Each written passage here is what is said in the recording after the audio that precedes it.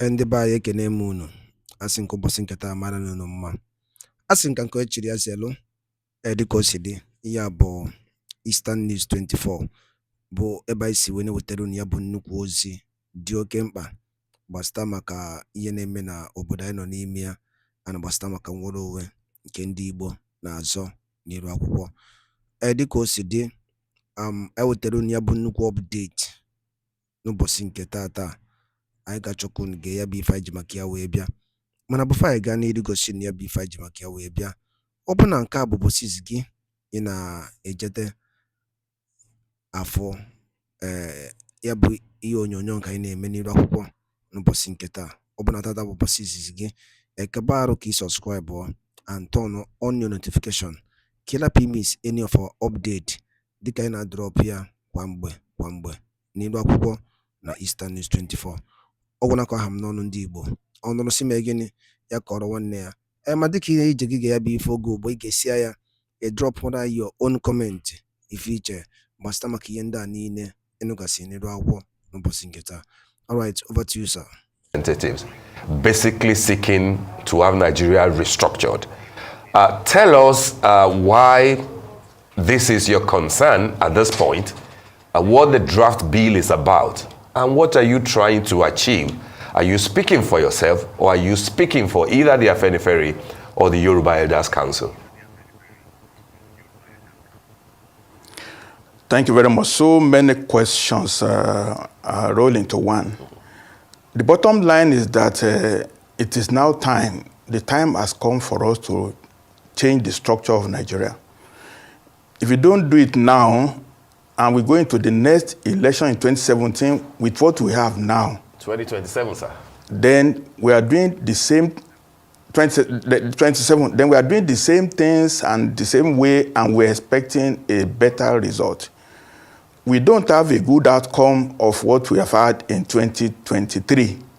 We've not had a good outcome of what we have had since the beginning of 1999, this administration, this dispensation.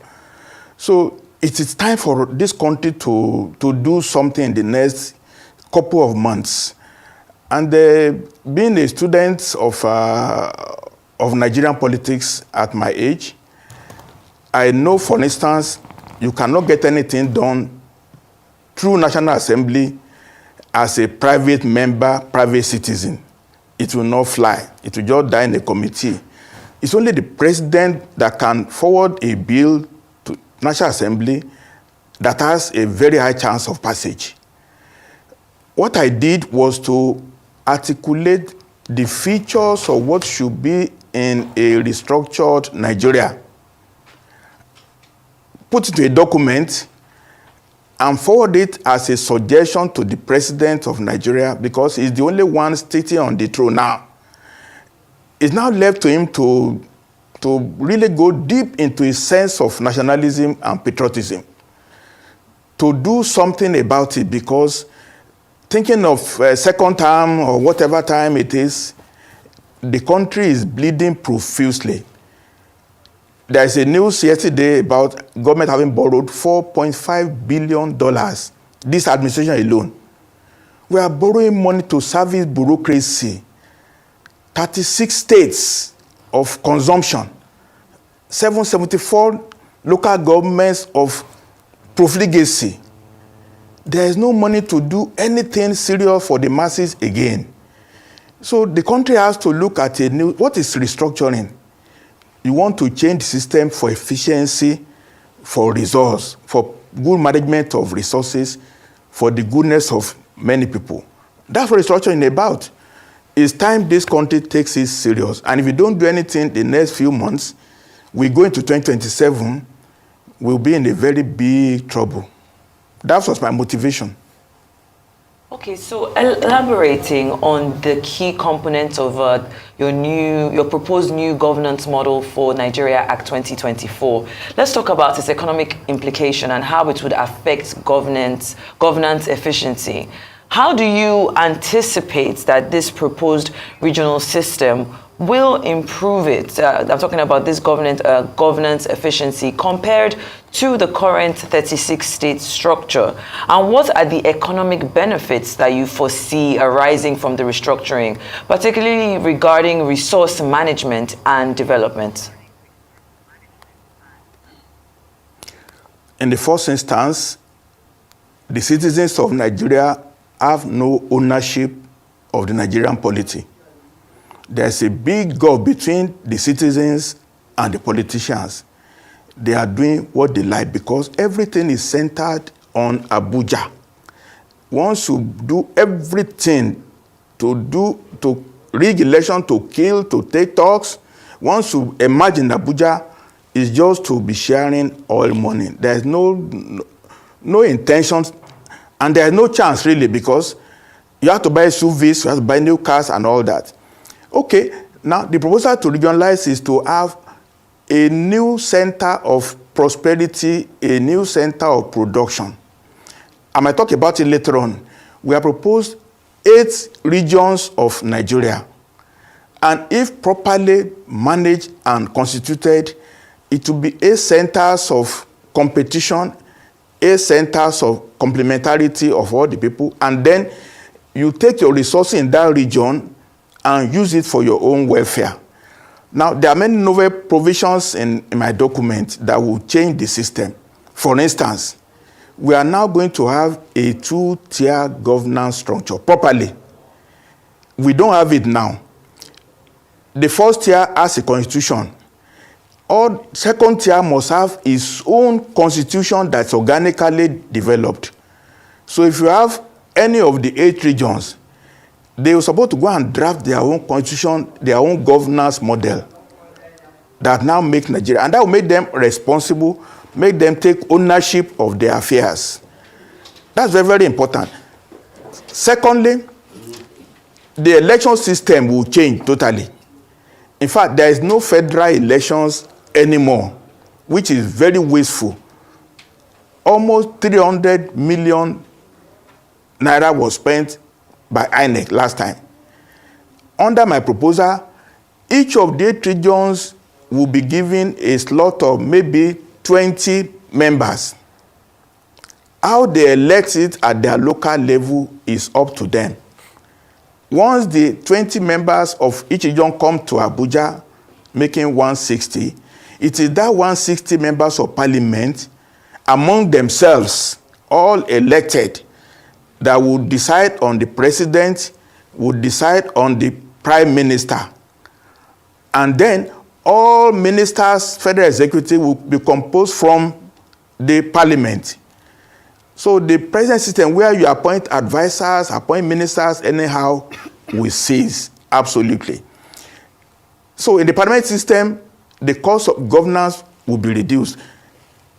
An elected parliament member will be funded by his own region. So you are not going to pay unified salaries for everybody. The Western region might pay a certain amount. Northeast region might decide to do whatever. South region might decide to even give whatever to their member based on their own resources. So this one size fit all that we have been practicing, it will give way to a kind of a reasonable way to run affairs of the government. And the people elected will now know that they are answerable to the people because their salary will be paid by their region, not by Abuja. And that means you can fire them, you can recall them if they are not doing what they are supposed to do. When I mean fire, it means the regional legislator can make a resolution to say, Mr. X, you are not representing us in Abuja properly. Yes, we are withdrawing you. Right now, we have the ability to organize... recall our representatives, don't we? So how is that different? Because right now we can recall we can recall our House of Reps members, for example. We don't, because the state assemblies now are not functioning the way they're supposed to function. If you have a regional 8 parliaments, then they have more organic force to decide how they to be represented. Don't forget, now it will be 8 centers of competition. What we have now, 36 governors, they only come to Abuja to take allocation. When they take allocation, it's like a personal grant for them. They pay salaries, they pay some pension. The rest of the money, nobody knows, and nobody is accountable. But once you have a proper parliament of a region, it will carry more weight. People will have ownership. And then looking to Abuja all the time for solution, no. You look to your own region. This is how it was in the 60s. Nothing wrong about it. Western region then was functioning as a semi-autonomous part of Nigeria. The then government in the Western region was doing what is right for the West. The East was doing the same. The North was doing the same. If we continued with that framework, we will have been different country by now. Okay, sir, thank you. Now, in your proposal, you say that the federal government should compromise of no more than 9 ministries and ministers, adding that the United States has just 15 cabinet ministers, while Nigeria is not even up to just a state of Texas or New York, which is, I found really fascinating because New York State does have a budget this year of over $200 billion, close to $250 billion, whereas Nigeria is not going to generate even a quarter of that income this year. We're not expected to generate that much money. Now, do you think that our current system is overburdened, where we have a system with over 40 ministers? And do you believe, especially relating it to the conversation around minimum wage, do you believe that this is why the federal government or the governors are saying that they cannot afford a minimum wage, is because they are paying the higher levels high wages, and we have too many ministries and too many ministers and not a large enough economy or budget? You put your finger right on the point. In 1967, we started creating states. We started balkanizing Nigeria into small units. Everybody wanted to have a state of his own. Every little piece of Nigeria wanted to have its own territory. So we have so many governors, so many local government chairmen. When money was surplus, all money was flowing in the 70s and the 80s. Fair enough, but the country is now broke. All money is going to recurrent expenditure. We are borrowing even to pay salaries. It makes sense economically, therefore, that you have to cut down unless you bleed to death. So if we have just 8 ministers, it means we have cut down the cost of governance drastically. And don't forget, as I said a few minutes ago, the ministers now and their assembly members will be paid by their region. They are not going to come to Abuja to claim any oil money that is being shared, allocation. So in that case, whoever pays the piper will dictate the tune. For example, one region might say, if you are coming to Abuja to represent us, you must have your own house in Abuja. We are not going to give you accommodation. You must have succeeded in your life before. You must have your own car. No car for you. It will now be a voluntary service. Nigeria has a pool of so many retired people like me that are just waiting away, that are ready to offer voluntary service to the country. But politicians will invest 100 million in election because they want to get 200 million back. So this dog eat dog and just winner takes all system has to give way. It will replace. I know it's not going to be very easy at all. It's not going to be a tea party.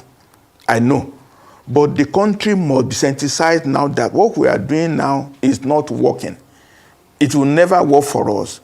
We will remain slaves in our country. We drove the white people away.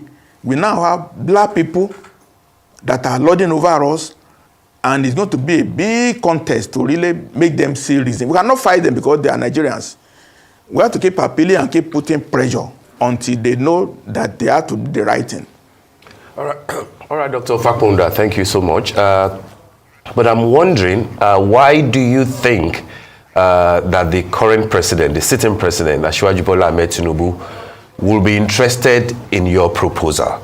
This is a man who campaigned and has said that he is on track to making sure that Nigeria fulfills its potential.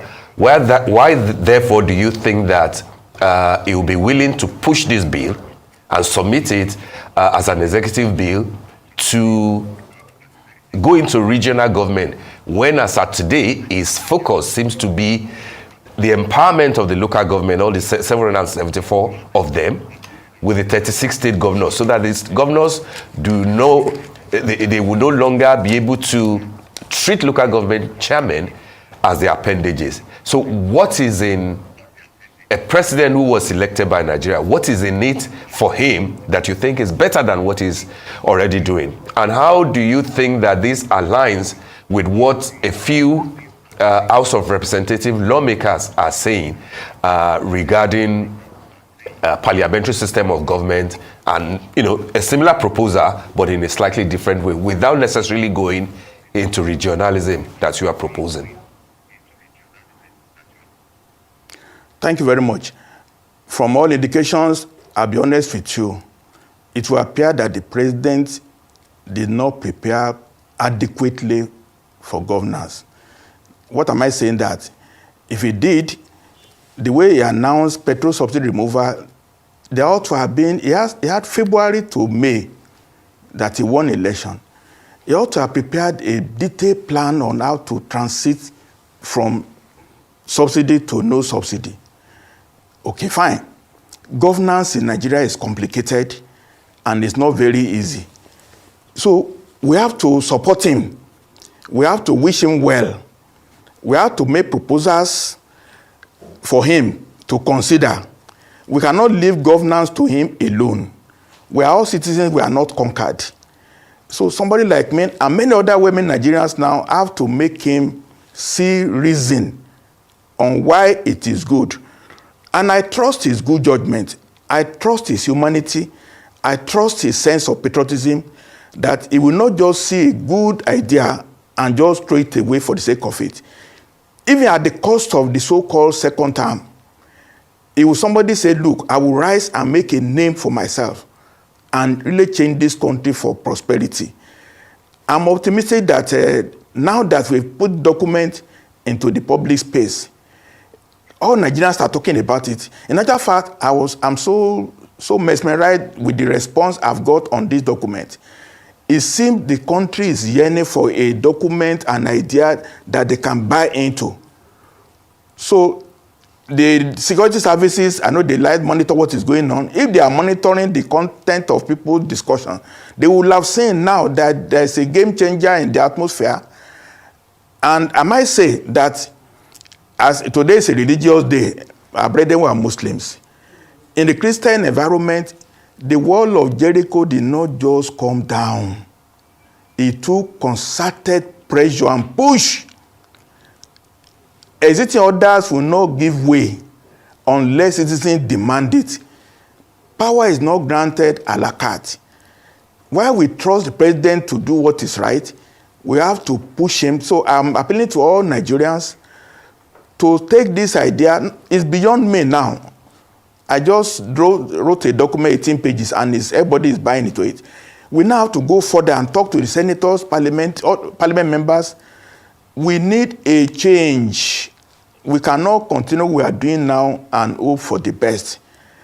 And in my document, at page 7 or thereabout, I propose the fact that we must have leadership councils in the new proposed 8 regions to take ownership and demand accountability and demand that National Assembly should not keep ignoring Nigerians.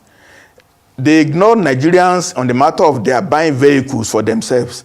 Nigerians shouted at the top of their voices against buying SUVs, but they stuck to their guns, which made them realize that it cannot continue like that. They must live and act according to the will of the people. So it's a big battle, it's a big pressure, but I trust their good judgment too, because we are all Nigerians. They themselves will not be happy the way we are now. It's in the record.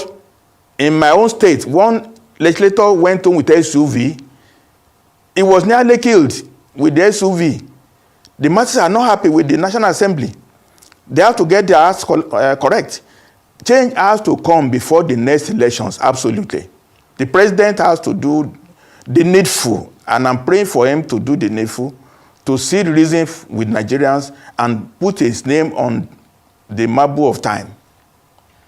But it was reported just last week that this same bill was disowned by the House of Representatives, whose spokesman Akin Fapohunda and the chairman Committee on Rules and Business said that it had not been listed for deliberation in the ongoing moves to review the 1999 Constitution. Now, given this recent, let's say, disowning of the bill by the House of Reps, I want to know what strategies that you have in place to address the political resistance and continue to gain a broader support for it. Well, I never intended to go through the route of National Assembly because their own modality has been clear since 1999. Every 4 years, they budget 1 trillion naira now to modify or alter or amend Constitution. People on charitable will say, oh, it's just money for the boys. They are not really doing anything, but I will not go that far. When they inaugurated the committee early this year, they said they want to amend some areas of the Constitution. Amendment is not enough. We need to make a fundamental change. So when Akin Fapohunda, my friend, I spoke to him, he didn't use the word disown. The disown is just a creation of the press. He just said this bill is not with them in the National Assembly, which is an accurate statement. I never wanted it to be submitted to National Assembly because it would die in the committee. My own approach was to produce a document that has features of what would be good for Nigeria. Put it in the public space for people to see whether it's a good idea or not. Now, after 2-3 weeks of public discourse on it, it appears as if there is some traction on my ideas. It now got to the point where, fine, people seem to like this thing for discussion and they see merit in it. The correct route is executive bill. It's only the president that can authorize the Attorney General to draft a bill in the language of parliament and submit it for National Assembly. We have presidencies. In 1999, Obasanjo came in. He brought in EFCC and ICPC bill, executive. It was passed with no delay. Okay, in the last 3 weeks, the president submitted the bill. I indicated interest in change of national anthem. It was passed within a week. So I'm not just acting in a vacuum. I know the way to go is to persuade the president as to the reason of my argument. Having done that now, last Thursday, I repackaged my document, modifying all the issues I've listened to in the last 3 weeks. I submitted a formal letter, a request to the office of President Bola Tinubu. I delivered it to his office. It was stamped, received. I sent a copy to Senate President. I delivered a copy to the Speaker House of Representatives. The ball is now in their court. They cannot now say they don't know what Nigerians are saying.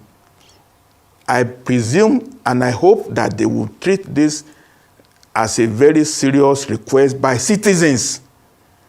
And I want citizens to join me. I've done my own duty now. And I thank Arise News for allowing this platform to make this appeal. It's for all Nigerians to buy into it. My proposal is not silver bullet 100%, but let Nigerians look at it and sift out the best that will work, and let the government send the bill to the house. And then I must say, the document is not the constitution itself. It is for National Assembly to pass a law that will kickstart the process of getting a new constitution. I'm trying to cure the defect in 2014 confab that has no enabling law. What we're asking for now is a bill to enable, to empower, and ignite a process in the next 1 year that will lead to a new constitution for Nigeria, number one. Number two, regional constitutions for the region that are approved. We are now going to have effectively 2 tiers of government. Each will have its own instrument of polity, which is a constitution. That's a very fundamental departure of what we have now, where we have one constitution covering everything in a unitary way. So the process is on, and it's not a cut and dry thing. We are going to keep pushing and keep pressing. And I'm optimistic that things will come out eventually. Thank you, sir. Now, I'd just like to ask about maybe the practicality of some of your suggestions. For example, speaking on the Western region, you included the Bini people, the Ogoni, the Ishan, the Yoruba, but you also said there's an option for the Southern region to include the Akoko Edo people and the Ishakiri of Delta State. So within this, it seems to be tribal divisions, even within states.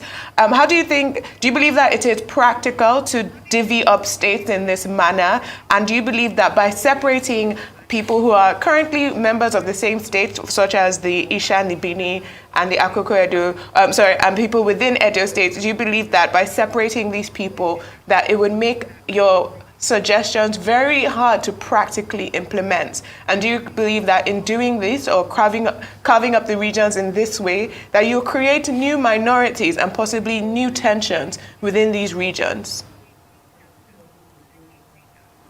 That is not true. Respectfully, I must state. Take the Western region.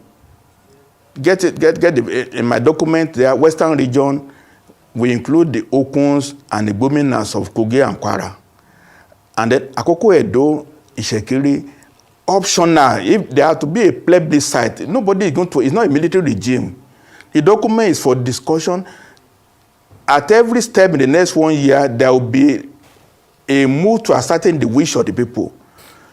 The Okuns and the Bominas have been claiming that they are more at home with the Yoruba Western region. So there will be a decision to test it out.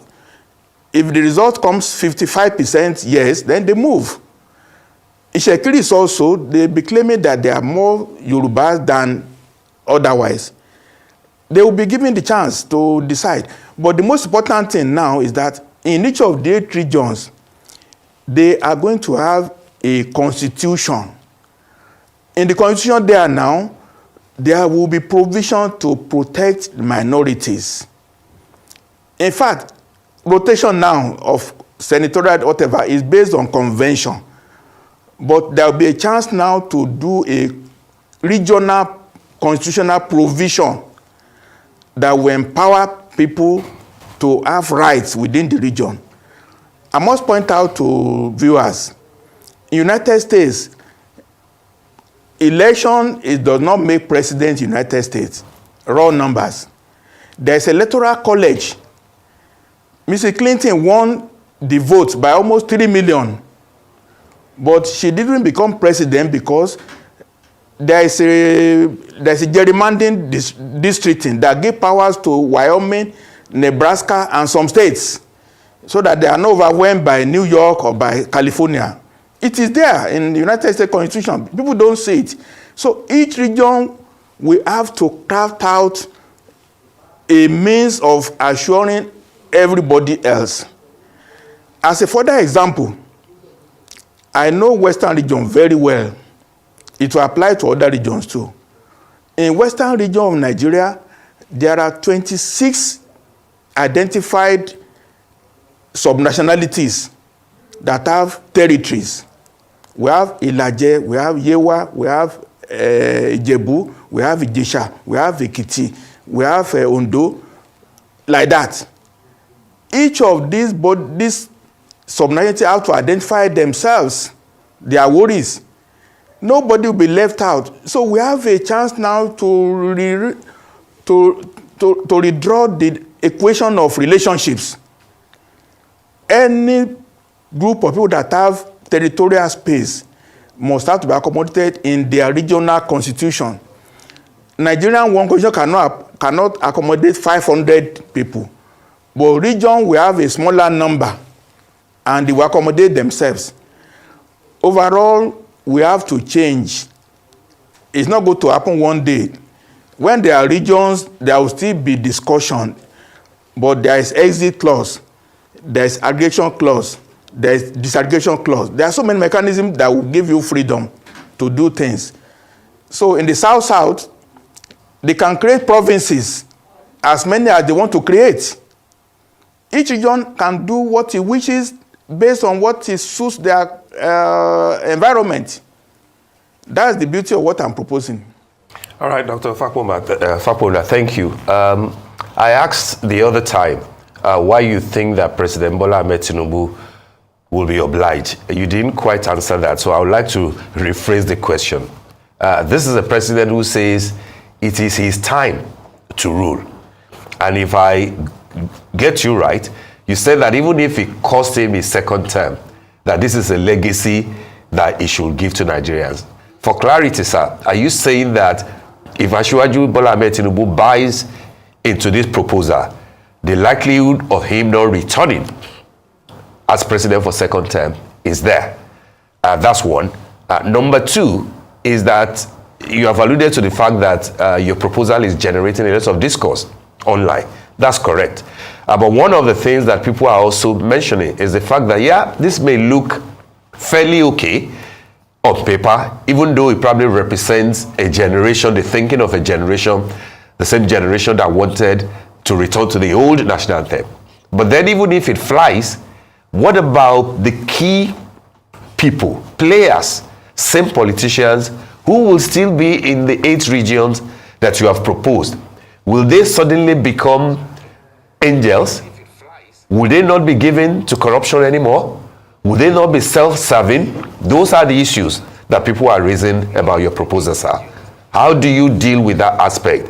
People will have to implement this proposal. The same people. The President Jonathan made a very fundamental mistake in seeking second full term.